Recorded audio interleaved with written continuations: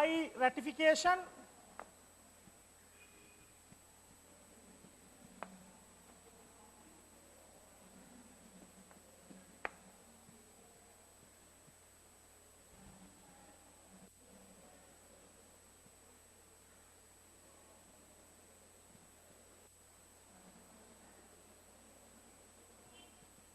Let's write agency by ratification. If a person purports to act as an agent on behalf of a principal, even without express authority of the principal, and later the principal approves the contract entered by the agent on his behalf, an agency by ratification is created.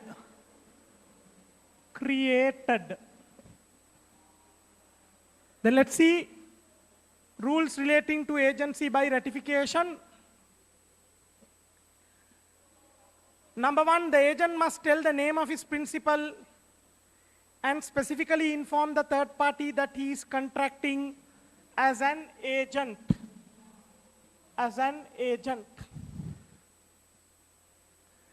Number two, the principal must be in existence with contractual capacity at the date of the contract and at the date of ratification.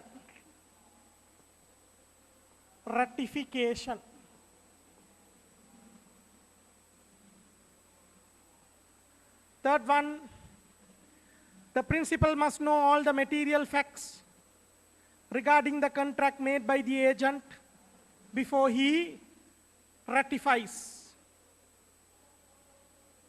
Right? Before he ratifies. Fourth one, a void contract cannot be ratified.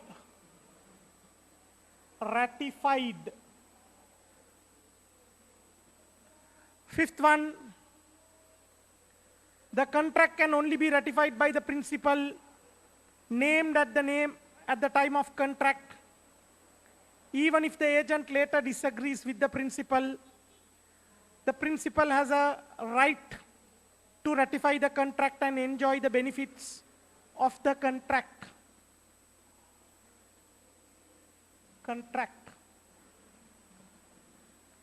Sixth one, the whole contract must be ratified and not merely parts of it.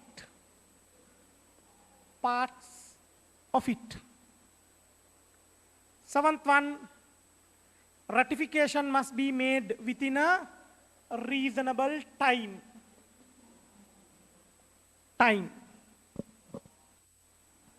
And last one, when a principal ratifies the contract, it has retrospective effect. This means the principal is bound by the contract from the date on which it was originally made. M-A-D-E. So let's see another way of creating an agency relationship. Agency relationship is created by the third method is by ratification.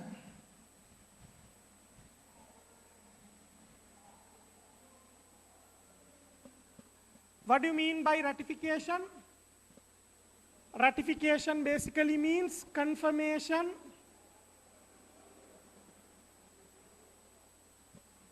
or approval. Right? Confirmation, approval. Normally what happens is agent first, agent without principal's instructions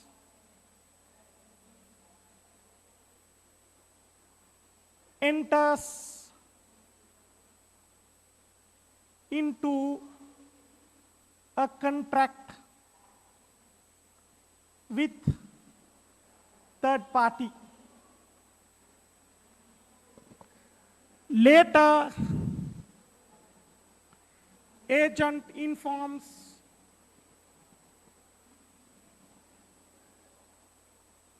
the principal about the contract.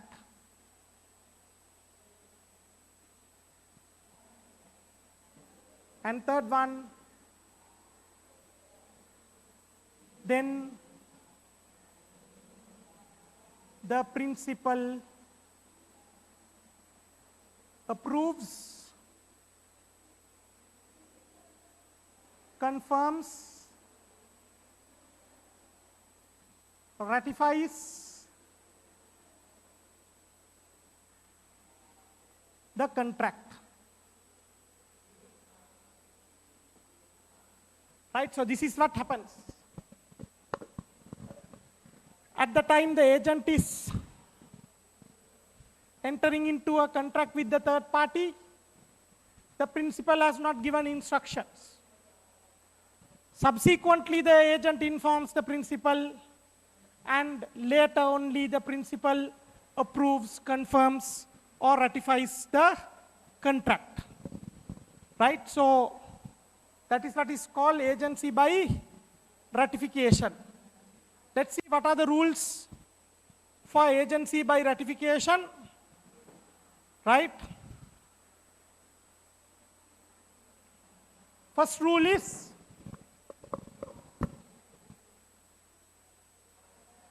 rules on ratification.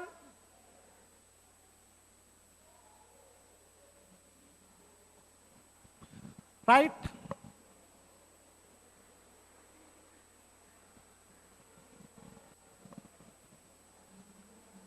Agent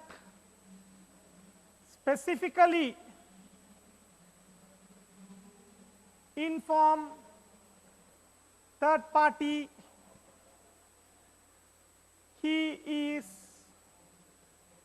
only an agent. Understood?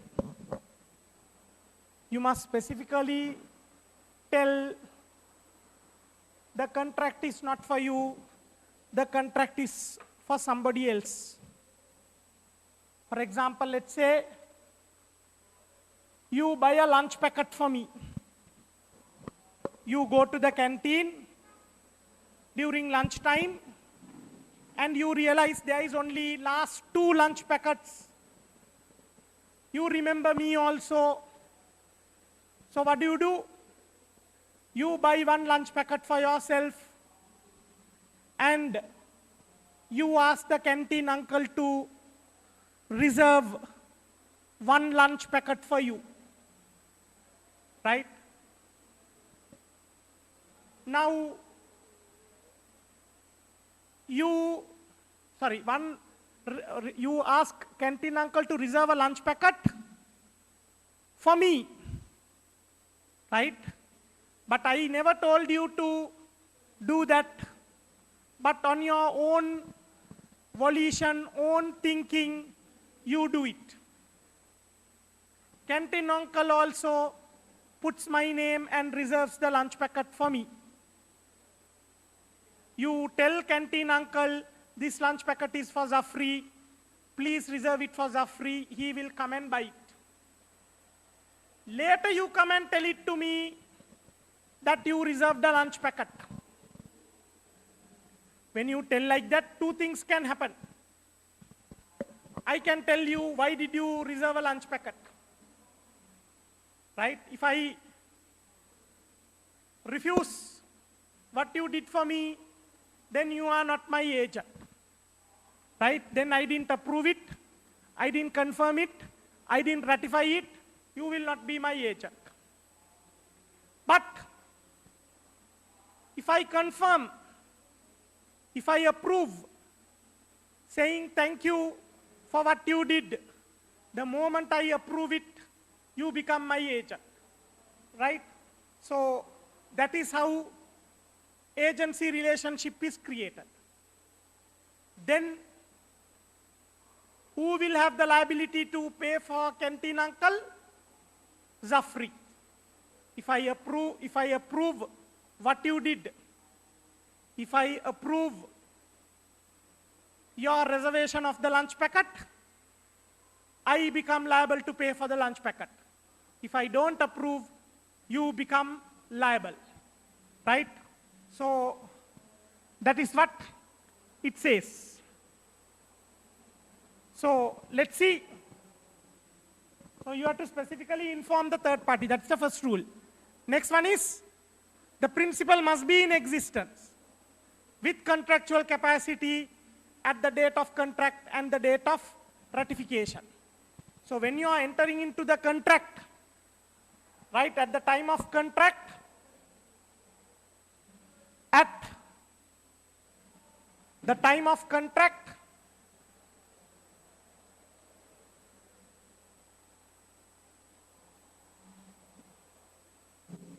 principal is living. Principal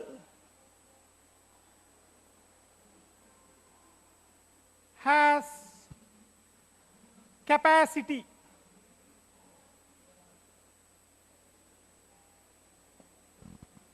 Understood?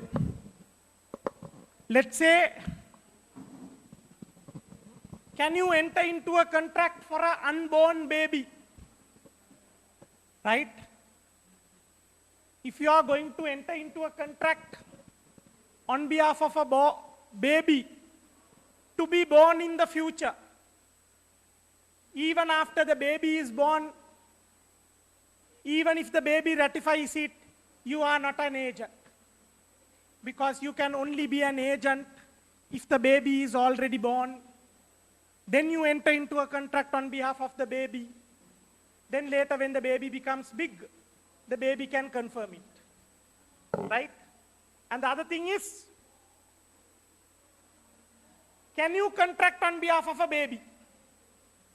At the time of contracting, does the baby have contractual capacity? No. So you can't contract on behalf of a baby also, right? The person must be at least over 18 years if you want to, right, enter into a contract on behalf of him, right?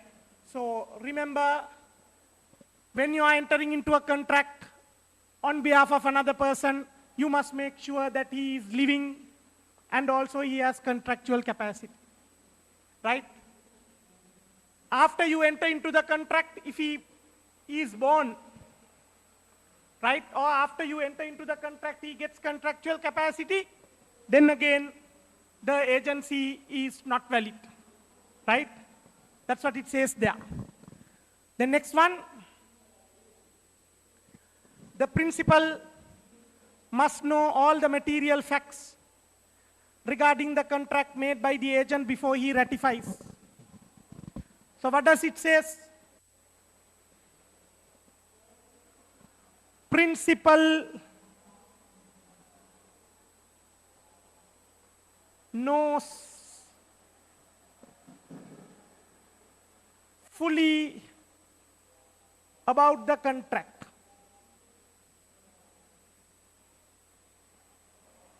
Before approving.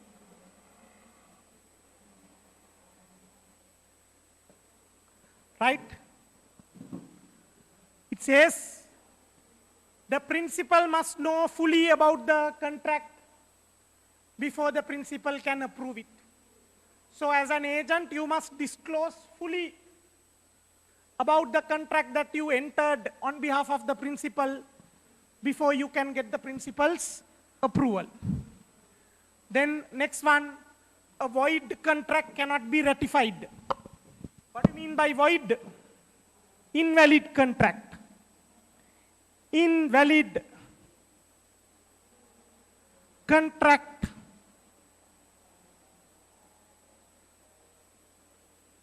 cannot be approved.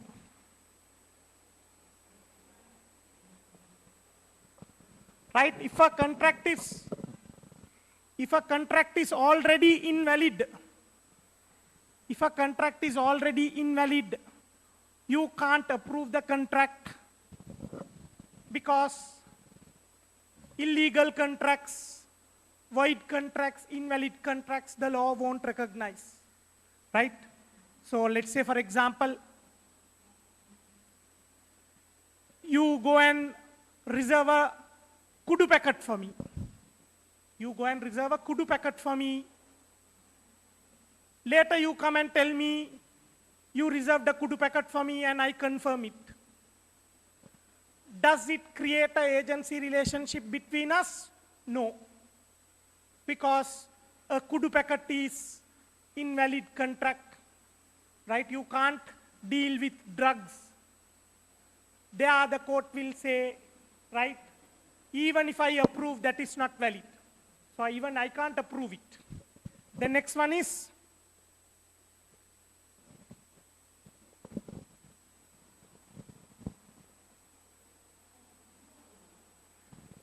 the contract can only be ratified by the principal named at the time of contract. Even if the agent later disagrees with the principal has a right to ratify the contract and enjoy the benefits of the contract. Right? What do you mean by that?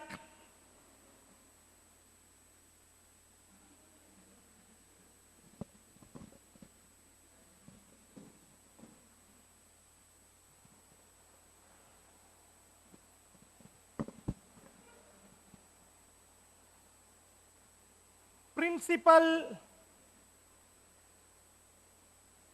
can continue with the contract even if the agent withdraws later. Right? Principal can continue with the contract even if the agent withdraws later. What do you mean by that? For example, let's say you go and buy me a bottle of liquor. You go and buy me a bottle of liquor by telling my name. After reserving the liquor bottle, you come and tell it to me that you reserved the liquor bottle for me. And I confirm the deal. Later, you think drinking is not good. Drinking makes people sick. So what do? You go and cancel the transaction. You go and cancel the reservation. But I go and tell, no, the reservation is on. But whereas you want to cancel it, I want to continue with it. Then what should the seller do? The seller should continue, because the real contract is with me, not with the agent. Understood? So the principal can continue with the contract even if the agent withdraws later. Then let's see. The whole contract must be ratified, not merely parts of it. Right? So it says,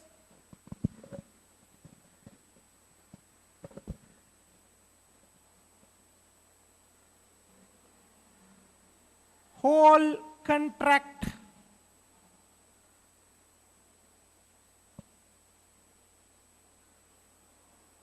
should be ratified.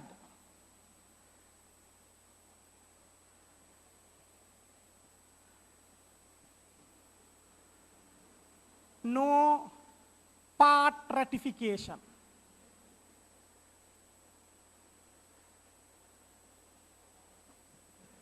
Understood? When you are ratifying, you must ratify the whole contract.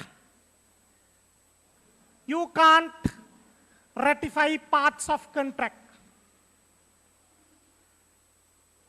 All or nothing. All or nothing. Let's say, for example, you go and reserve a lunch packet for me, a chocolate pudding for me, a yogurt for me.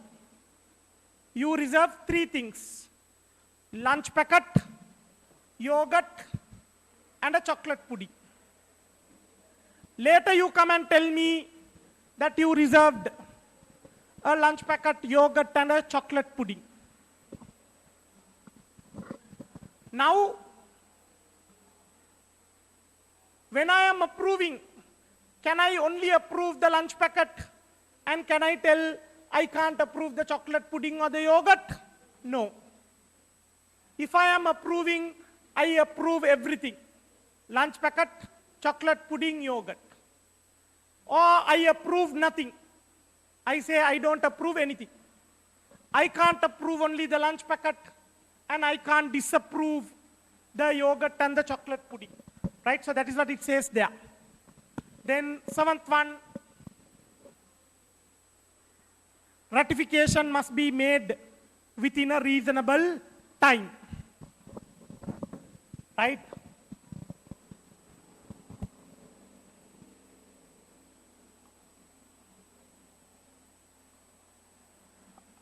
Ratify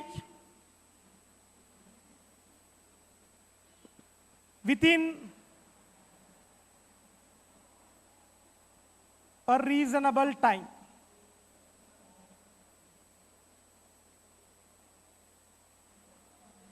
What do you mean by that? If you are approving, you must approve within a reasonable time. You can't tell, come later, I will approve. No. Like, let's say, for example, if you reserve a lunch packet for me, at 12 o'clock, before what time should I approve it? If you reserve a lunch packet for me at 12 o'clock, before what time should I approve it? At least before 2 o'clock. Right? I can't tell, wait, and go beyond 3, 4, 5, 6 o'clock. By that time it will be dinner time, no more lunch time. Right? The next one, when a principal ratifies the contract, it has retrospective effect. This means that the principal is bound by the contract from the date on which it was originally made. Right? Ratification has retrospective effect. Ratification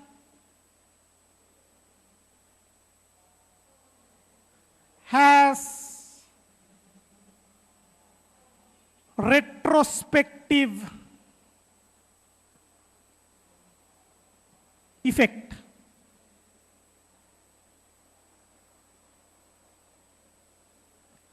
What is retrospective effect?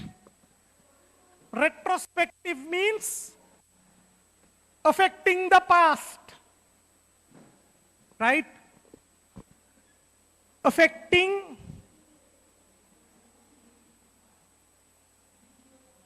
the past.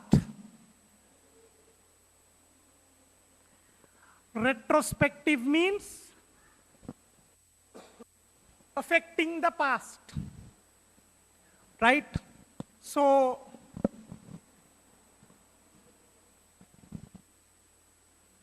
the moment you ratify it, the contract becomes valid from the time it was entered into. Right? Let's say, for example,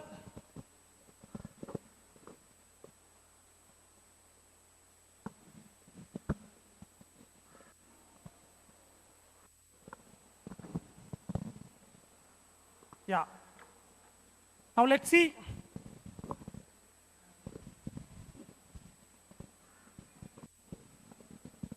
Let's take this.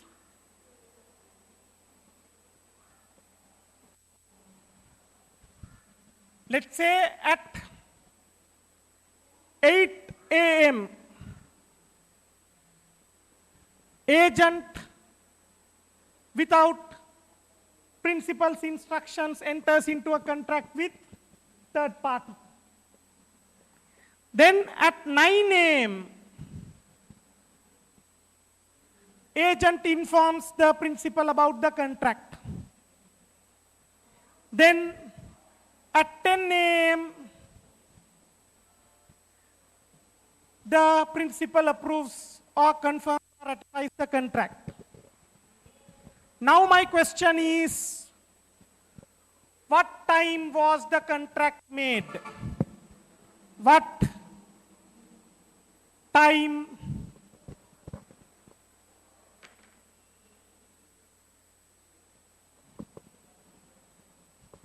what is the time of contract?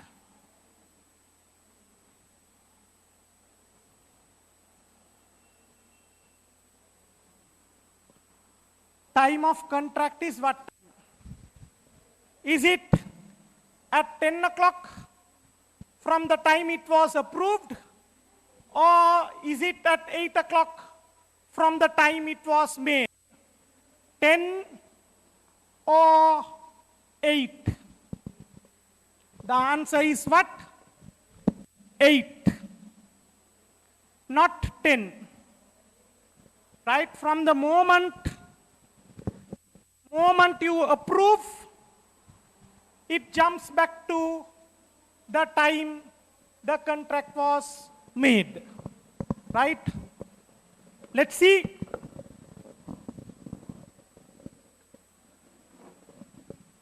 Questions? Let's take questions.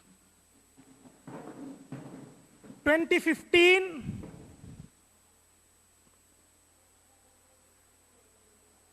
Right?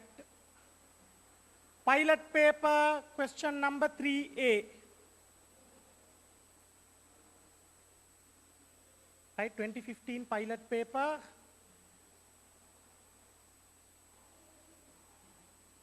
Let's see the 2015 pilot paper, question number 3A. That's a essay question. It says, Sue has appointed Drew as his agent to sell second-hand motor vehicles in Jaffna region. While Sue was not well and admitted to a hospital, Drew wanted to sell one of the motor vehicles at a lower price. What Sue agreed and instructed. Drew in his discussion informed the third party that he is acting as an agent to Sue for the sale of the vehicle. On the day of the transaction, the third party offered a rupees 50,000 gift voucher to Drew for selling the vehicle at a lower price than the market price. Question number 1, explain whether Drew can request Sue to ratify the transaction entered with the third party according to the legal provisions available under the law of agency. So the question is, right, can the agent request the principal to ratify the transaction?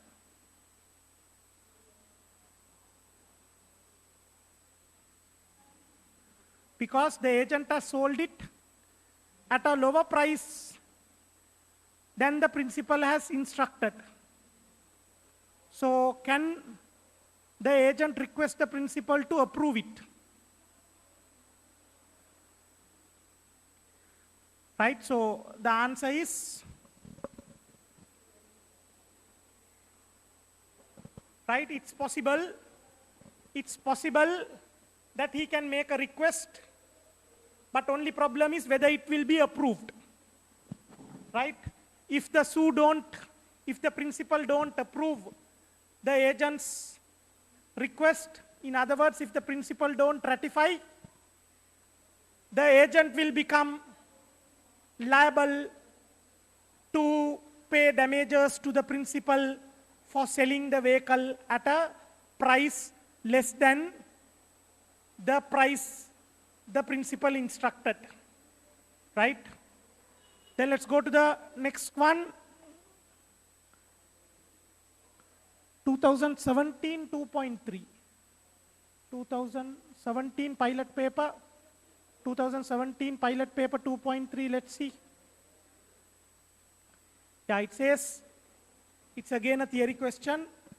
Now you will get mostly MCQ, you will get only MCQ questions, right? You won't get theory questions, but let's see the theory question. Explain the effect a ratification has on a contract entered into by an agent. So what is the effect the ratification will have? Right, it will have a retrospective effect. It has retrospective effect, right? So those are the questions that they are asking. Then let's go to agency by necessity.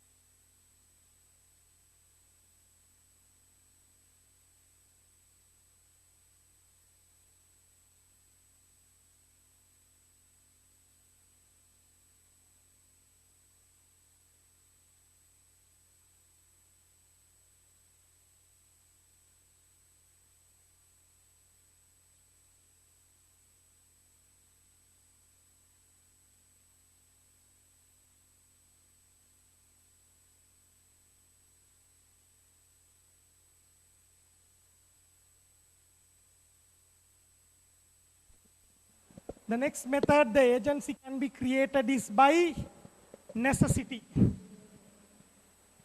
Agency relationship is created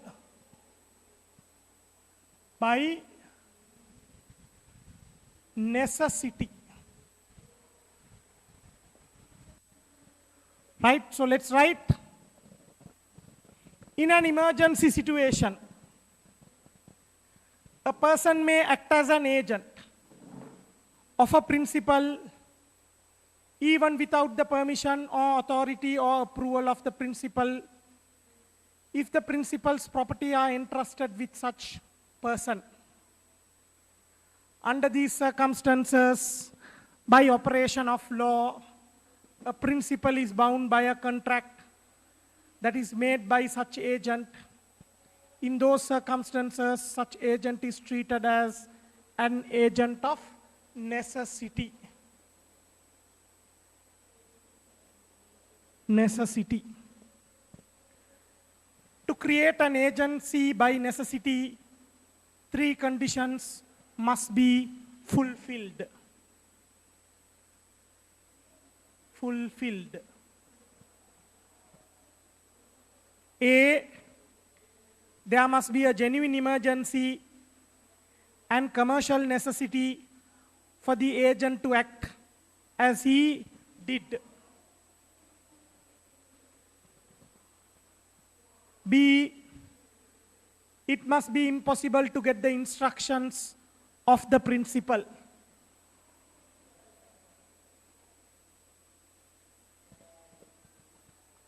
C, the agent must have acted in good faith and in the interest of all the parties. Parties. Right? Now, when does an agency by necessity is created? Agency by necessity is created when there is a emergency situation. Emergency situation, right?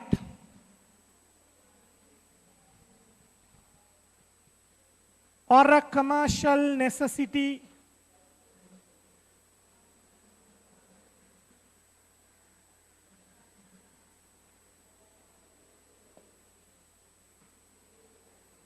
then impossible to get principals, instructions, and see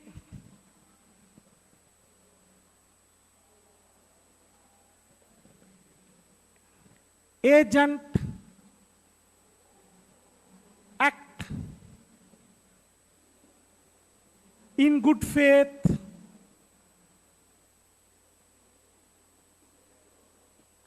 agent act in the interest of principal. Right? So, if these conditions are fulfilled, then an agency by necessity is created. For example, let's say, while you are at IAS, suddenly the roof falls on your head, right? Or forget about that. Suddenly, let's say while you are at IAS,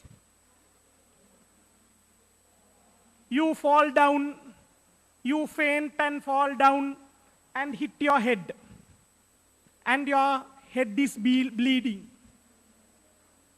When your head is bleeding, what do we do? I take you to the nearest hospital, Lanka Hospital. Right? You faint and fall down and hit your head. You are bleeding. I take you to the Lanka Hospital. At Lanka Hospital, the doctors look at you and tell that immediate surgery has to be done to you. Immediate surgery has to be done to you. And they want me to sign a document giving approval for the surgery. Right? Because I only took you to Lanka Hospital, they want me to sign. Can I sign? Who am I to you? Am I your owner? Who is your owner? Your parents. Right? Your owners are your parents. If the hospital wants to do an operation on you, a surgery on you, they must get your parents' permission. But when the accident happened, your parents are not around. Only I took you to the hospital. Now they want me to sign. Can I sign? What should I do? I must try to call your parents. I must try to find their number and try to call your parents. And if I am able to communicate with them, I must get instructions whether to sign or not. Right? If they give me instructions to sign, then I have authority. Right? They have appointed me as their agent. They have appointed me as their agent. So I have authority to sign. Whatever I do, they will be responsible. But what if I can't communicate with them? If I can't communicate with them, what do I do? The doctor is telling, if I don't sign immediately, you will die. The patient will die. So what do I do? I can't communicate with your parents. It's difficult to get to speak to your parents because they are not answering the call. So, but in order to save your life, I sign the contract, the documents. Later the surgery is performed and you are out of danger. But what happens? A huge bill. Lanka Hospital gives a huge bill. Who is liable to pay that bill? Is it Zafri or is it your parents? When the bill comes, can I hand over it to your parents and say, please pay for your child's surgery? Or can your parents say, you never got our approval before you signed, therefore we are not responsible? Can they say like that? The answer is no, they can't tell like that. Your parents can't tell like that. If I have signed a document permitting surgery on you, right? When the bill comes, your parents are liable because I am signing the document as their agent of necessity. Agent of necessity because there was an emergency situation, there was a life and death situation, and it was impossible to get the parents' instructions. And I acted in good faith. I didn't get any profit from the Lanka Hospital bill. And I acted in the interest of the principal, that is your parents. Understood? So that is what it says here, right? Let's see the case. Praja versus Bloodspiel. A bought skins, that is leather, as an agent for P, but he was unable to send them to P because of the prevailing war conditions. A was also unable to communicate with P to get new instructions. Therefore, A sold the skins to an outsider and sent the proceeds later to P. But P filed a case against A for selling the leather. A argued that he acted in good faith for the benefit of P, and therefore he was an agent of necessity. The court held that he was not an agent of necessity because there was no commercial necessity to sell the skins before the end of the war. The leather could have been stored by A until the war was over. So what happened in this case is, the principal sent money to the agent and told the agent to buy skin, buy leather. The Sri Lankan principal, agent is Indian, right? So the Sri Lankan principal sent money to India, to the Indian agent, and told the Indian agent to buy skin and send them to Sri Lanka. So the Indian agent bought skin, but before he could ship it to Sri Lanka, India and Sri Lanka started a war, right? India and Sri Lanka started a war. As a result, the skin, the leather could not be sent to Sri Lanka. And what did the agent do then?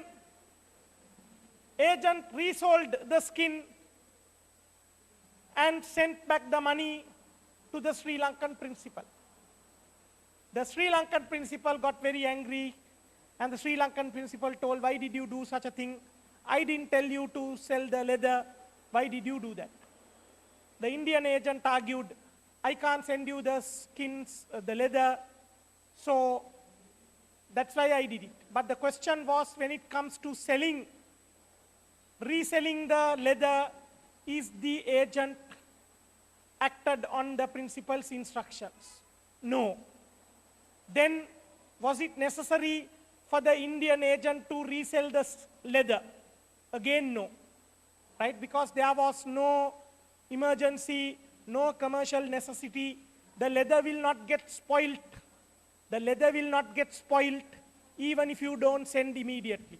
You can store it in a place and keep. That is all right. It will not get spoiled. Right? Then let's see next one. B, it must be impossible to get the instructions of the principal. Springer versus Great Western Railway. A consignment of tomatoes was sent from one place to another. The ship delivered them 3 days late, and owing to a railway strike, the tomatoes could not be unloaded for another 2 days. When unloaded, they were found to be going bad. Thereafter, the railway company decided to sell them. The court held that the railway company is not an agent of necessity because before selling, it could have obtained new instructions from the owner of the tomatoes. Therefore, the railway company was liable to pay damages to the owner of the tomatoes. What happened in this case is the railway company was transporting tomatoes, right? At a place, the train stopped. The engine could not be started. So what was happening? The tomatoes were in the same place, and certain tomatoes were becoming rotten, right? They were becoming rotten. So what did the railway authorities do? They quickly sold it to somebody. They quickly sold it to a buyer and got the money, right? Otherwise, what will happen? All the tomatoes will get rotten and you have to throw it. So later, when the engine was fixed and when the train arrived, the owner was there to take the tomatoes, but the railway authorities gave them the money and told them the tomatoes were becoming rotten, we sold it. Then the owner got very angry and the owner told, why didn't you ask from me before you sold? Right? The problem was, why didn't the railway company ask permission from the owner of the tomatoes before they sold? The railway company has not even attempted, they have not even tried to call the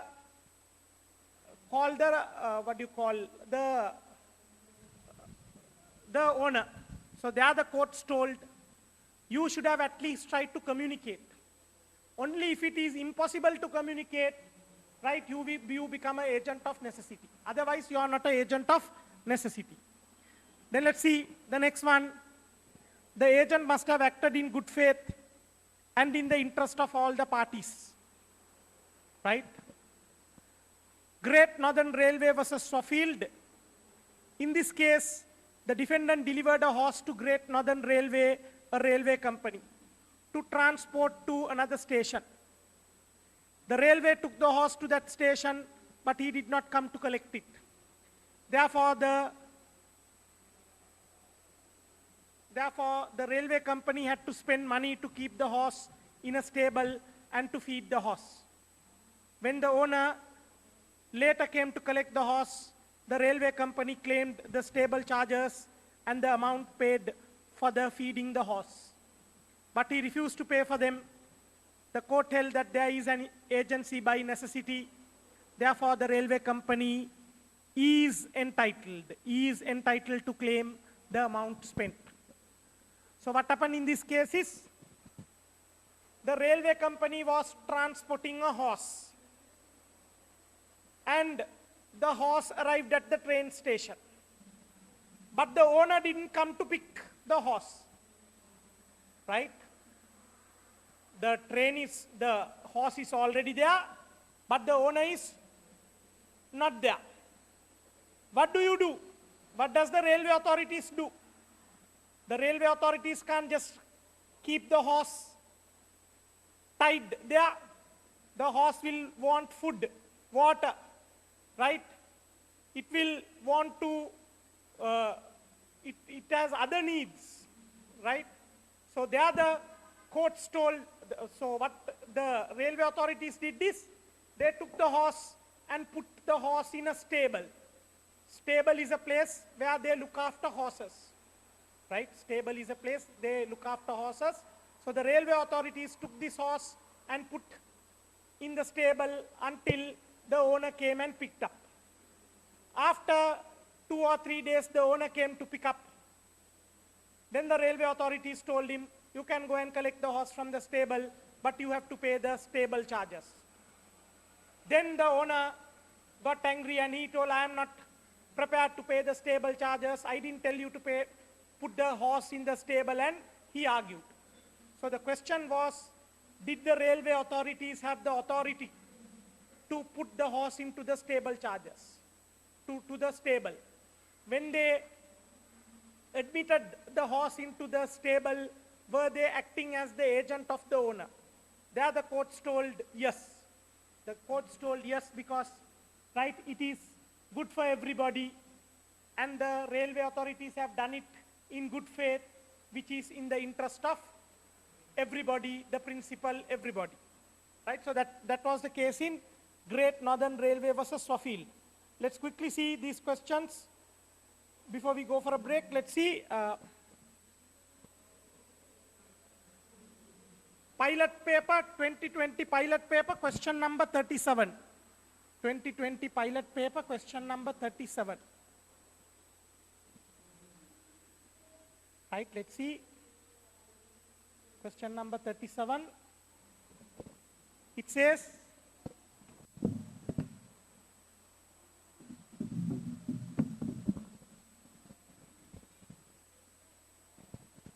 A has given a bulk of shirts to B to transport it to Ratnapura. Due to flood in Ratnapura zone, B unable to transport them to the agreed destination. Therefore, B sold the bulk to C without getting instructions of A. Select the correct statement. Right, so you understand the question. The owner of the shirts have given the transporter B to transport them to Ratnapura, but B could not transport them to Ratnapura because of a flood situation. So what did B do? He sold them to C and got the money. But when he sold it to C, he didn't ask permission from A. What he did, is it correct? Right? The answer is no. Right? Is B an agent of necessity? No. Because there is no emergency situation. The shirts won't get rotten. The shirt won't get destroyed, right, if they are not sold immediately. It's a different situation. If it was fish, frozen foods, vegetables, fruits, it's a different situation. Let's see A. An agency created between A and B by necessity. Wrong. There is no necessity. B. An agency created between A and B by ratification. Wrong. There is no ratification there also. C. A bound by the contract with C. Wrong. Right? A is not bound by a contract with C. Then D, no agency created between A and B. Yes. No agency is created between A and B. Right? Then let's see the next question.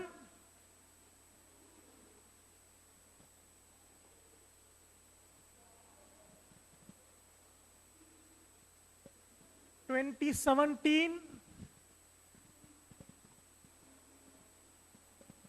pilot paper 2.2. 2017 pilot paper 2.2. It's a theory question. It says, state two conditions that have to be satisfied before an agency can be created by necessity. So what are the two conditions? There must be an emergency situation or a commercial necessity. Next one is impossible to get principal's instructions. Other one is the agent should have acted in good faith and in the interest of principal. Right? So those are the questions for that area. Okay. Ali cut.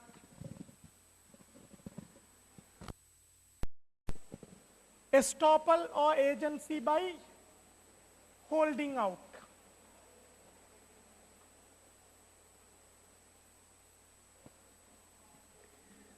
The next method of creating agency is by estoppel. Right? Estoppel. or holding out.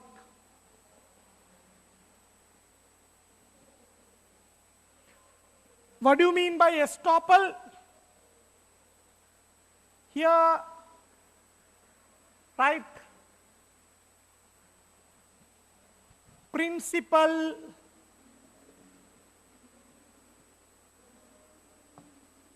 introduces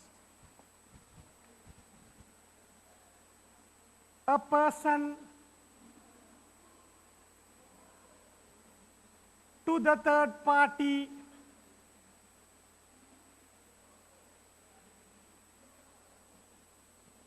to act on the principal's behalf, but such person is not formally appointed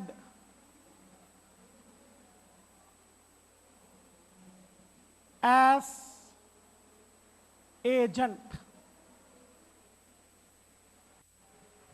Right? In what happens in estoppel or holding out, the principal will introduce a person to the third party to deal with the third party on behalf of the principal, but such person is not formally appointed as agent. For example, you come to give me money. Let's say you are paying my fees. You are paying my fees by check, right? By check. So when you come to my office to pay my fees by check, I don't take the check to my hand. I tell you to go and meet my accountant and to hand over the check to my accountant. Right? When you come to hand over the check to me, I tell you to go and meet my accountant and to hand over the check to the accountant. That happens in the first month, January. February also you come to hand over the check to me. I tell you to hand over it to the accountant. Third month, March also you come to hand over the check for me. I tell you to hand it over to the accountant. The fourth month, April, you bring cash. You bring cash. Or let's say fourth month, yeah, let's say fourth month, you bring, now from fourth month you won't come to me, you will directly go to the accountant because you know I tell you to go and meet the accountant to hand over the check. So 4th, April, May, June, you directly go and hand over the check to accountant. Then in July, instead of check, you bring cash. And what do? You go to the accountant and hand over the cash in July. Accountant takes the cash and runs away. Right? Accountant takes the cash that you are supposed to giving me and runs away. So I don't get the cash. I call you and ask, where is my money? Where is the payment? You tell that you have given it to the accountant. I argue with you, why did you give money to the accountant? I never told you to give it to the accountant. Right? But you will say, but you have told me to give checks. I will say yes, but I never told you to give money. But then you will argue with me, if you have told me to give checks, I can give money also. Right? Then the question arises, the accountant. Is the accountant my agent? He is definitely an agent for check, express agreement. But for money, is he my agent? The answer will be yes, because if I have held him out as my agent to collect checks, the law says third parties will think he can also collect money because I have held him out as my agent. Right? So that's what it says here. Let's read. Agency by estoppel. Agency arises where the principal by his words or conduct holds out another as having the authority to make contracts on his behalf.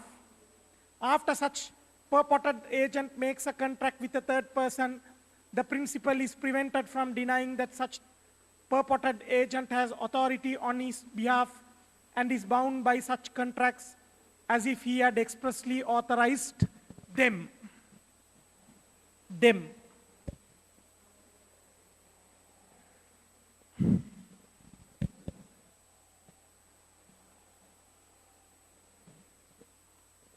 Right? Then, to create agency by estoppel, 3 elements should be present. Number 1, there should be a representation by a person, and number 2, the third party should rely on the representation,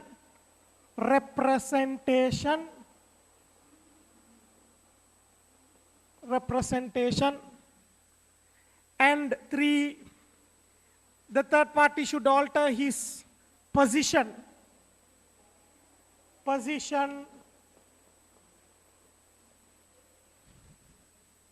relying on the representation. Right? So, what does it say? To create agency by estoppel, 3 elements should be present. There should be a representation by a person,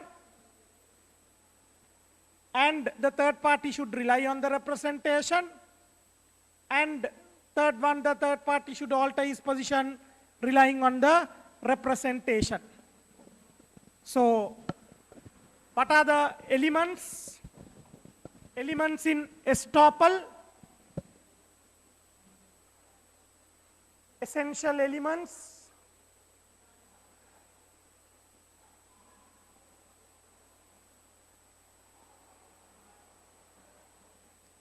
right?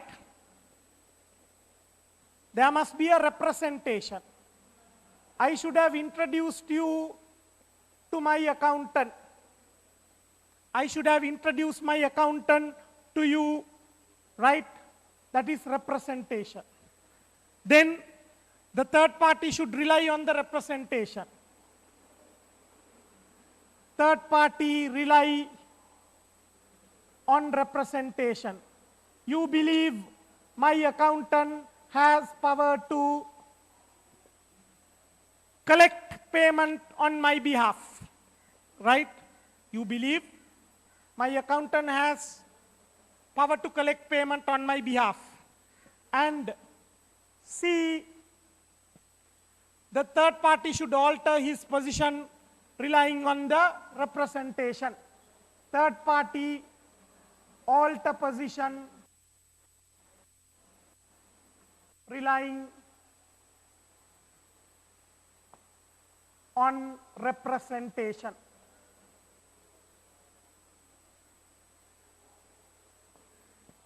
Right? Third party alters position relying on representation. So these are the essential elements of a contract, of a agency by estoppel. So let's see question number 36 in the pilot paper. 2020 pilot paper, question number 36.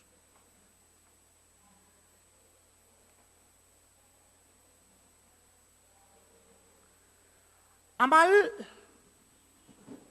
said to Bimal in front of Costa that he was authorized agent of Costa and could enter into any contract on behalf of Costa. Right? So Amal told Bimal is the third party. Amal is the purported agent. Amal told Bimal that he can enter into any contract on behalf of Costa. Costa did not refuse the statement made by Amal. Costa didn't deny it. Costa didn't tell, no, he can't do it. He just kept quiet. Here, agency created between Amal and Costa. How? By agreement, by estoppel, by implication or by ratification? The answer is by estoppel. Right? In express agreement, I introduce my agent and tell this is my agent. In estoppel, the agent tells you that he is an agent of Zafri and I keep quiet. Right? So that is what happens. So the answer is B, question number 36. So let's go to the next one, duties of the agent. Right? What are the duties of the agent?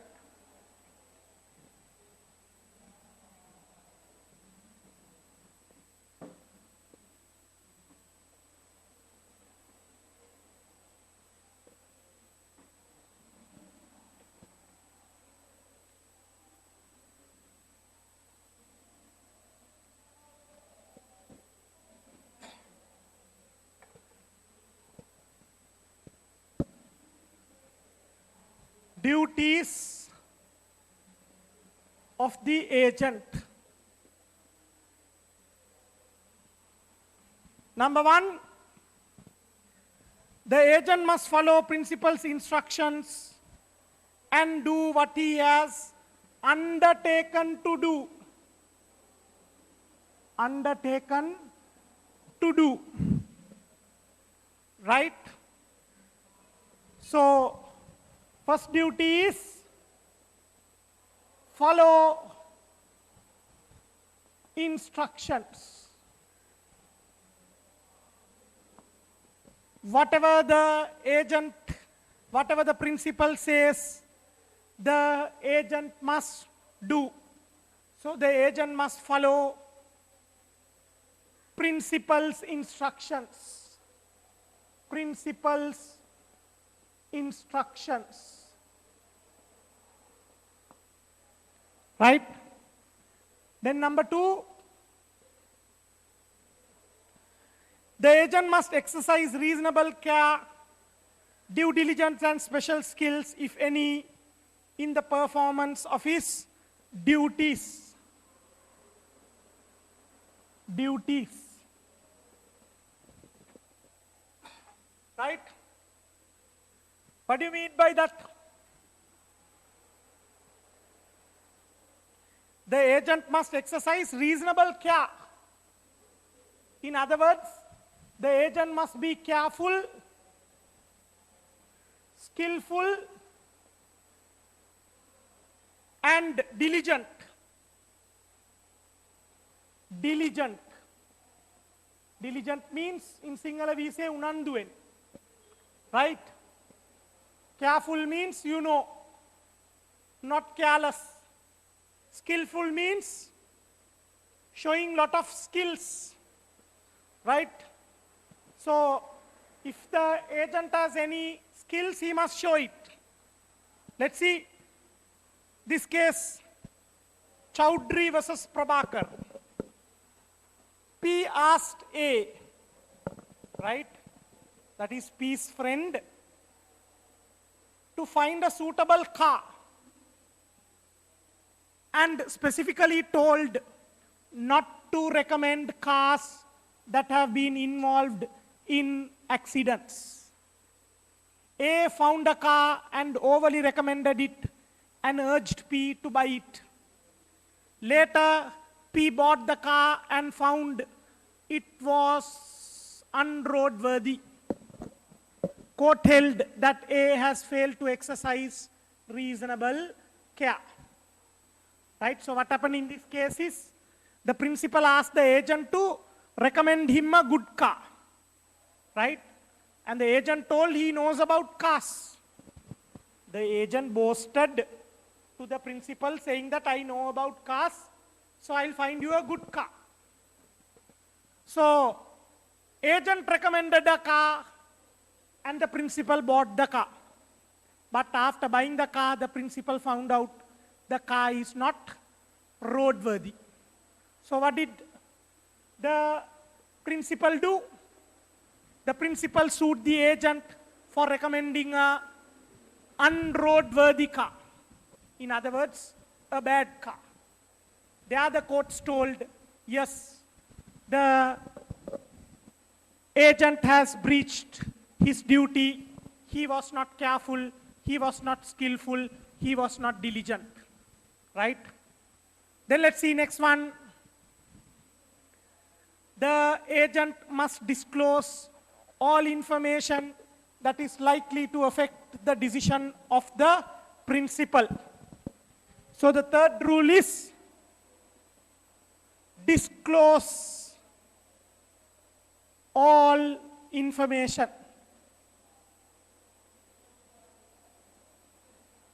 Right? The principal is under a duty, the agent is under a duty to disclose all information to the principal. No hangi muttang, right? No hangi muttang. Everything should be told to the principal. Let's see this case. Heath versus Parkinson. P, a tenant. Tenant means a person who takes a house on rent. P, a tenant, employed A to find a subtenant to lease a premises. P instructed A not to introduce tailors as subtenant since the landlord did not consent to operating a tailoring business in the premises. There was a great demand for the said premises from tailors. A directly approached the landlord and obtained landlord's consent to lease the premises to tailors, which fact he did not disclose to P. Subsequently, X was introduced as a subtenant and P agreed to lease the premises at a lower sum to X. Later, P learned that X was a tailor and A has obtained landlord's consent to lease the premises to tailors. P refused to pay A's commission. Court held that A was not entitled for the commission since A had not properly carried out his duty. Right, so what happened in this case is, let's say I rented a house from IAS. I rented a house from IAS. When IAS rented that house to me, they told not to have a tailoring business in that house. House or building, I rented a building from IAS. When I rented the building from IAS, IAS told me don't have a tailoring business in this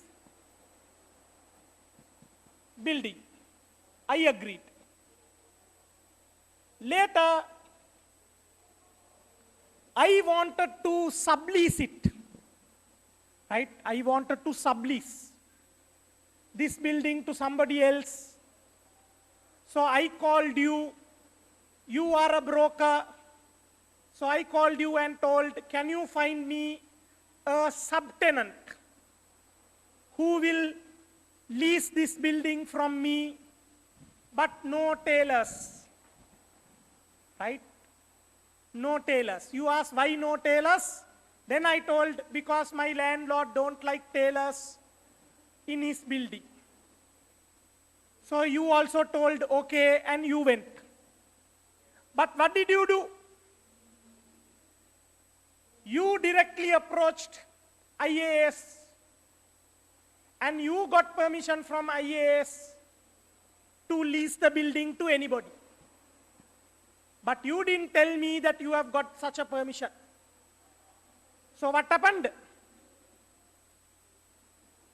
You bought a tailor and I leased the building. Subsequently, I got to know, right?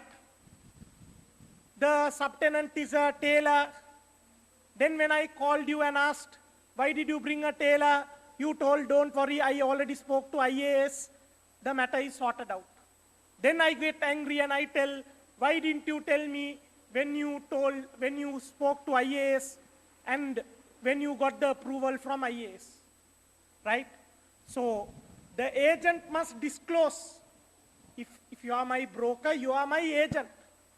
If you directly spoke to the landlord, you should tell me, right, whatever you spoke to the landlord, right? You not telling is a breach of your duty, right? That's what it says, disclose all information. Then fourth one, the agent must submit true accounts and full information. Submit true accounts. Tell the truth. Then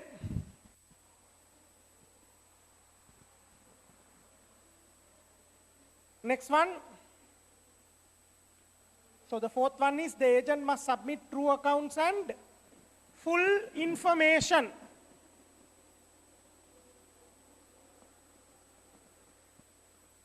Then fifth one, agent must not have a conflict of interest and or compete with the principal. What does it say? No conflict of interest. No competition.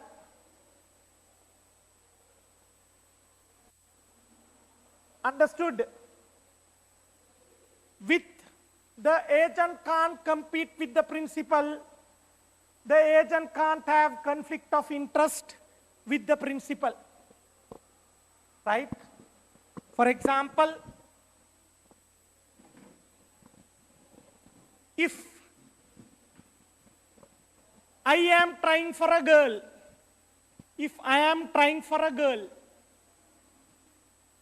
and I write a love letter and hand it over to you to deliver it to that girl, right? I am trying for a girl. I want to be friendly with that girl.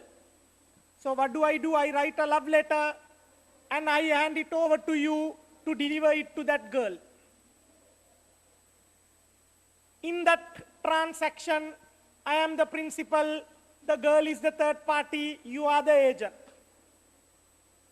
When you are acting as the agent, you must try to do what is good for me. You must try to make a relationship possible between me and that girl. But what happens if you fall in love with that girl? Right? You are my agent. And what happens if you also fall in love with that girl? There will be a conflict of interest. Right? Then, rather than getting me the girl, you will try to get the girl for yourself. Understood? So, that is not a good thing. You have breached your duty. So if you promise to take my love letter, you should not fall in love with the girl I am trying. And you can't compete with me. Right? You can't compete for her love with me. That's what it says. Then next one, sixth one, the agent must not delegate the performance of his duties to another.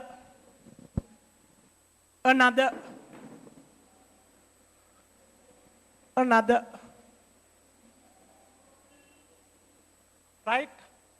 Sixth one is no delegation. Right? Right? The Latin phrase for it, delegatus, non potest delegare. Right? What does it say? Delegatus non potest delegare. No delegation. What do you mean by no delegation? When I tell you to do some work for me, you can't tell somebody else to do it. When I ask you to deliver the love letter to that girl, you can't tell your friend to do that job. That is what it says, no delegation. You yourself must do the job. In Latin, they tell it delegatus non potest delegare. Right? Let's see a question in the pilot paper. Pilot paper question number 38. Pilot paper question number 38.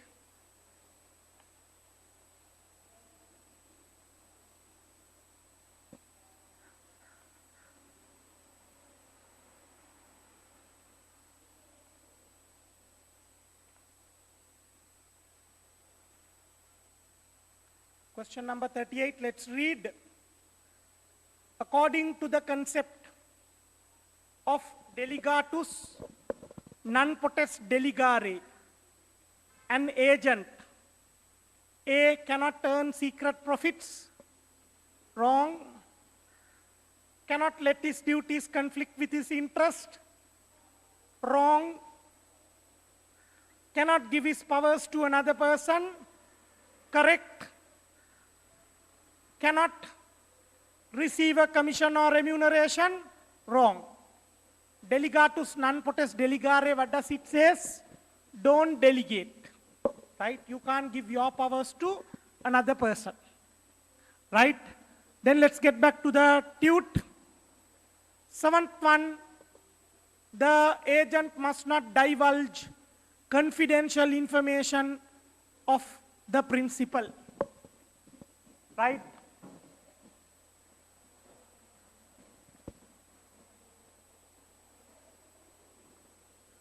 Don't disclose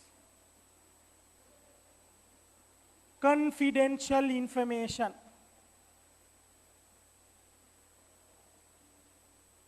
Principal's confidential information.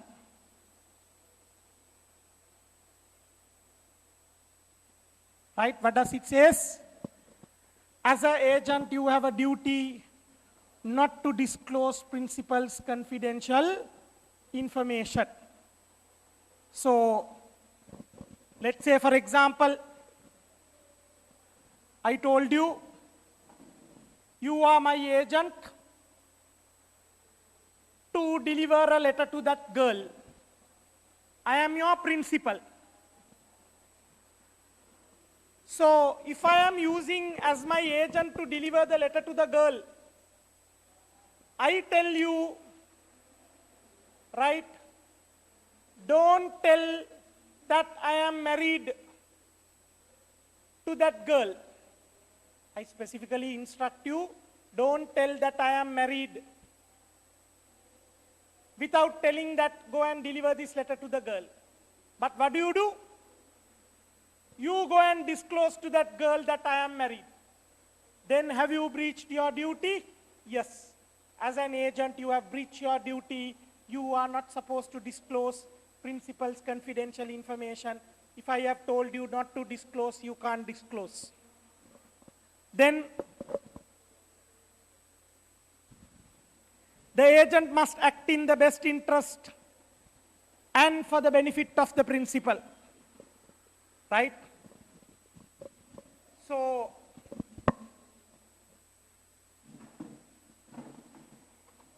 as an agent,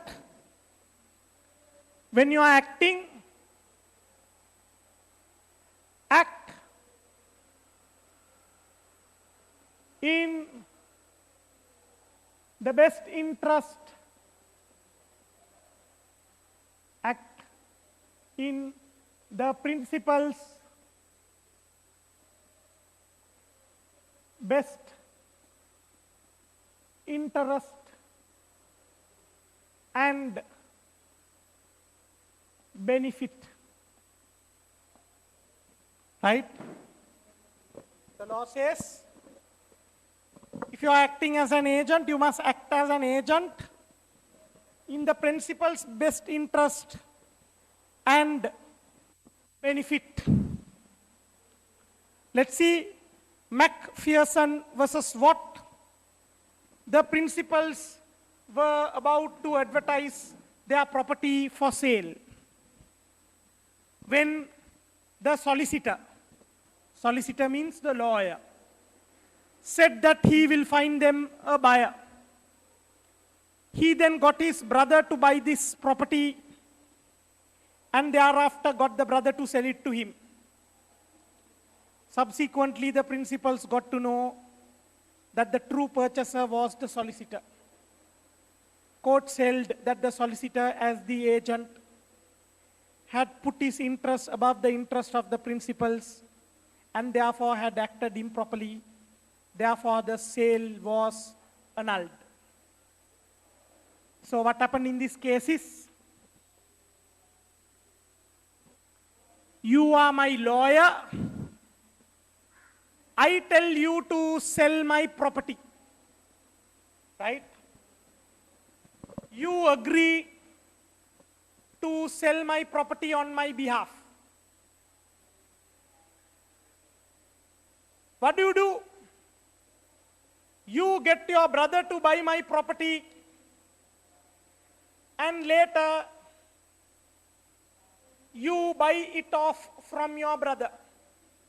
I get to know who has bought my property? You. What you did, is it correct? What you did is wrong. Why? You can't be the buyer and the seller. Right? You can't be the buyer and the seller in a transaction. When you are acting as my agent, I am the seller, you must think about the seller and try to get the best price. Right? And if you are buying, or if your brother is buying, what will happen? You will think about buying it at a low rate. So in your mind, you are thinking about selling at a high rate and also buying it at a low rate, which is not compatible. So that's why the law says what you have done is wrong. Either you must be the seller or you must be the buyer. Right? If you are interested in buying the property, you must then tell you can't act as my agent. Right? Otherwise, you must act as my agent and not buy the property. Then let's see. Ninth one. The agent must not make a secret profit. Right? Ninth duty is no secret profit. What is secret profit? You get a profit without telling the principal. If you have got a profit without the principal knowing about it, that's a secret profit which is not allowed. You can make profit if the principal knows about it. If the principal knows about it, you can make the profit. But if the principal don't know about it, you can't make the profit. That is illegal, right? Like, what happened here? Let's see. DeBush versus Alt. An agent was entrusted with the task of finding a buyer to sell a ship. Since she could not find a buyer, he bought the ship himself and later sold it to a third party at a high price. Court held that the agent had made a secret profit without the knowledge of the principal, and therefore he had to account to the principal for this profit. Right? So in DeBush versus Alt, what happened is, the agent made a secret profit. So there the courts told he has to, right, hand over the secret profit that he made to the principal. Then let's see Hipsley versus Nee. Court held that when the principal knows about the profit and consents to the agent making it, then it is no longer a secret profit. Therefore, the agent is entitled to keep it. In the Hipsley case, they told, but if the principal knows it, if the principal knows that the agent is making a profit, then it is no longer secret. What you can't take is secret profits, but you can take profits. That is no problem. So the agent can keep it. The next one,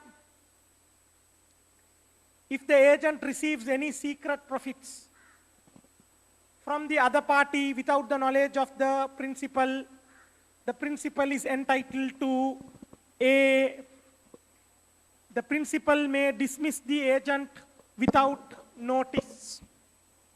Without notice.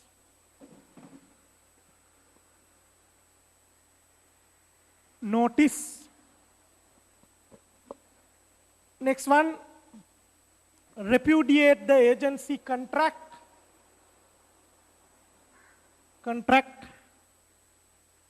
Next one, refuse to pay the amount, pay the agent his commission.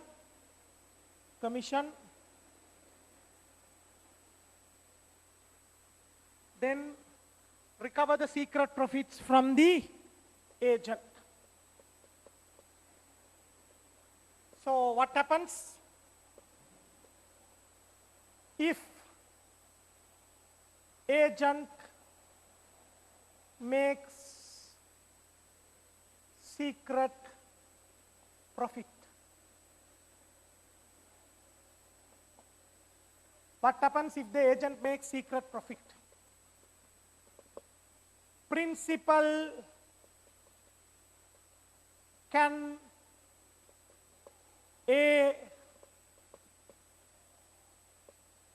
dismiss the agent without notice. In other words, sack the agent without notice. Then not pay agent's commission. C,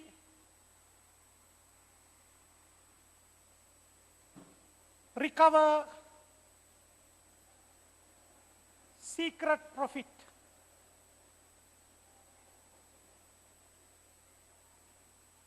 And D,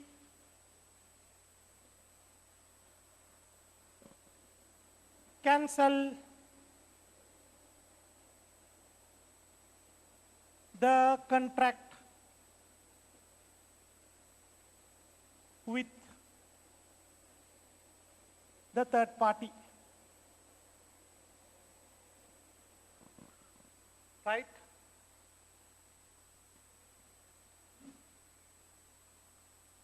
Sorry. Cancel the contract with the agent.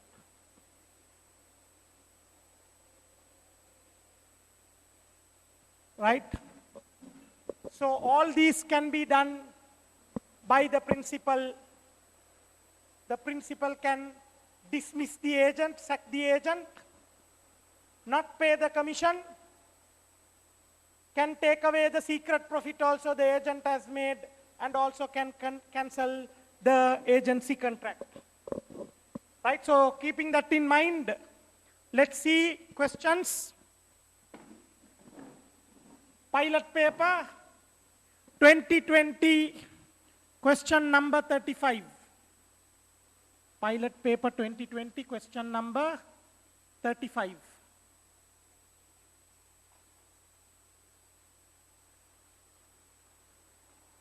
Right, the question is,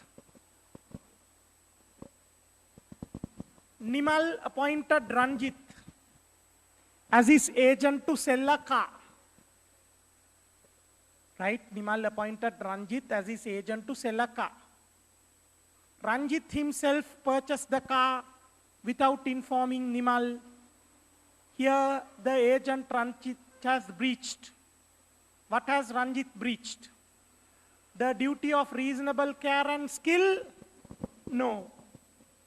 Right? That is not a breach of duty of care and skill. The duty not to put his interest in conflict with his duties? Yes. Right? Not to put his interest in conflict with his duties? Yes. That is correct. The duty of performance? No. The duty not to earn secret profits? Maybe, but the most correct answer is B. The duty not to put his interest in conflict with his duties. Then let's go to the next question. 2015 March 1.4. 2015 March 1.4.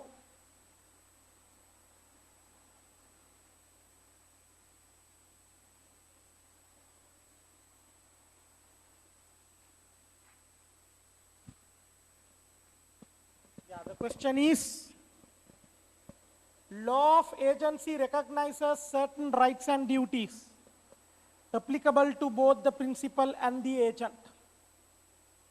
Which of the following is not a duty of an agent towards the principal? Right, so what is not a duty? A, to delegate his, that is the agent's authority, to another person? Yes, that is not a duty. That is not a duty. But let's see the other one. B, to render relevant accounts to the principal when required to do so. That is a duty. That is a duty, right? But whereas A is not a duty. C, let's see. To exercise due diligence in the performance of his duties and apply any special skill which he professes to have. Yes, that is also a duty. That is also a duty. D, to disclose to the principal all material facts relating to the transaction which are known to the agent. Yeah, that is also a duty. Correct, that is also a duty. So the not a duty is A. So the answer for 2015 March 1.4 is A. Right?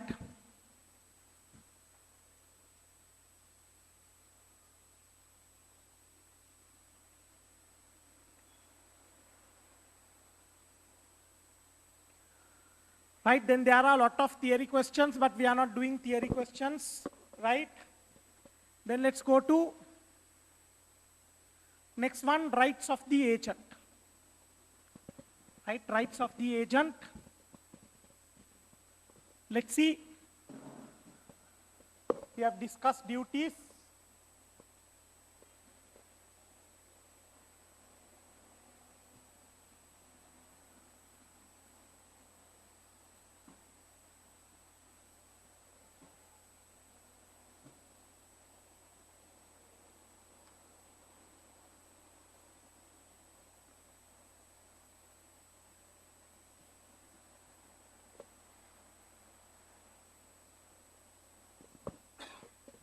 Let's see the rights.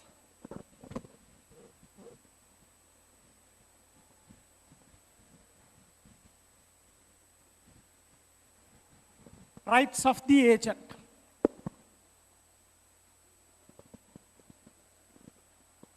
Number one, to receive commission or remuneration. Remuneration. Right? Remuneration means payment, right? Remuneration is equal to payment. Next one, number two, to be indemnified for the expenses and losses incurred in the performance of the agent's duty. Duty. Right? So what is the first right the agent has? Rights are aitivasikam. Duties are yutukam. First right is get commission. As an agent, the principal should pay your commission. You have a right to get your commission. Then number two, right, to be indemnified. To be indemnified. What do you mean by indemnified? Get paid for the losses, expenses. Right? Indemnified means you get paid for the losses, you get paid for the expenses. Right? While doing the principal's job, if the agent suffers a loss or an expense, the principal have to pay. Let's see this case, Christopher Rides versus Terry.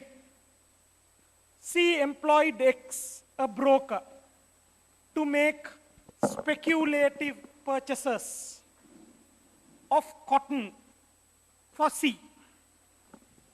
Due to fall of prices in the cotton market, C became heavily indebted to X. X closed C's account and sold the cotton which X bought on behalf of C. X was personally liable on the contract with third parties, and the sale of cotton resulted in a loss. Court held that X was entitled. X was entitled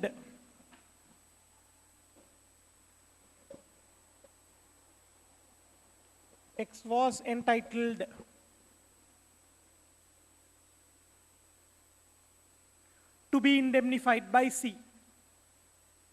Right? So what happened in Christopher Rides versus Terry is, right, the agent did certain contracts on behalf of the principal. And later the agent became responsible to pay the third parties.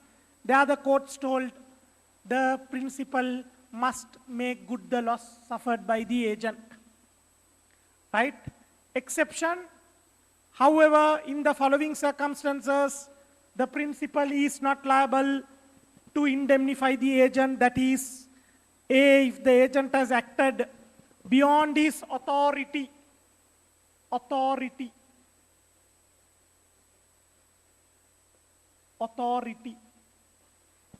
Beyond his authority.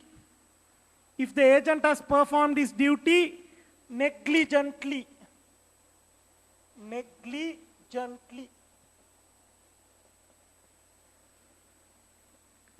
Right? What are the exceptions? Generally, the agent has to be indemnified by the principal, except if agent has acted a beyond authority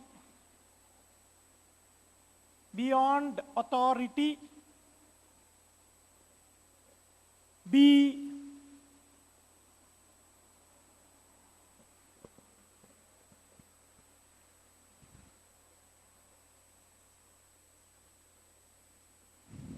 acted negligently.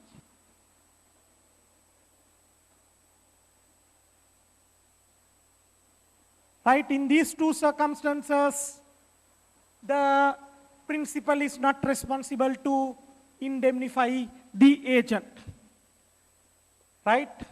Then third one, let's see, to exercise the right of lien over the principal's goods, which are in the possession of the agent in the event the agent's commission is not paid.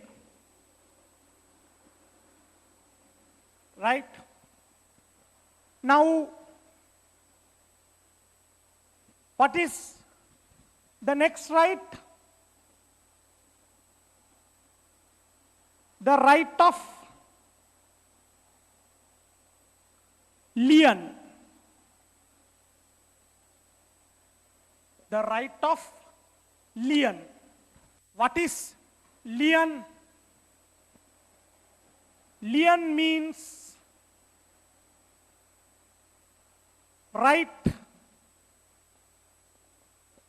to detain somebody else's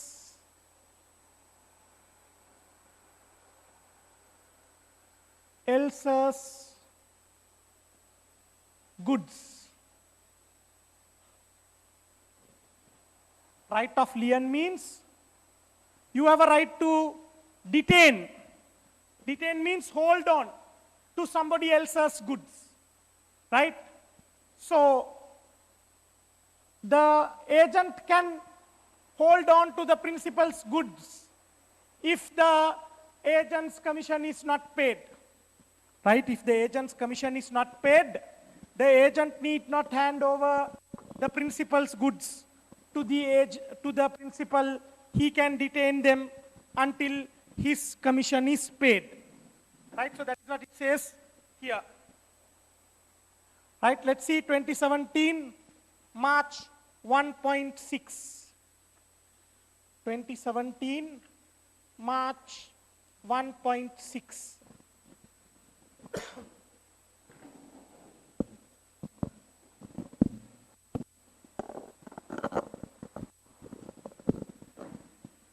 Which of the following is not a duty of a principal towards his agent?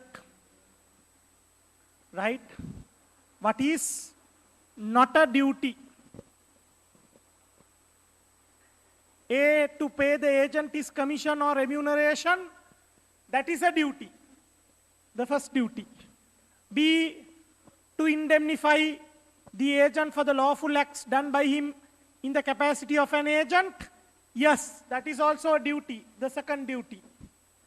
C, to indemnify the agent for liabilities incurred by him in the execution of his authority, yes, that is also correct, the second duty. D, to recover the secret profits made by the agent, no, that is not a duty, that is not a duty, right? So that is the answer, it's not a duty.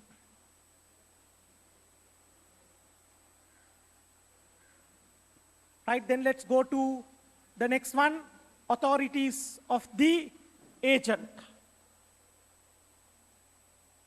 Right, authorities of the agent.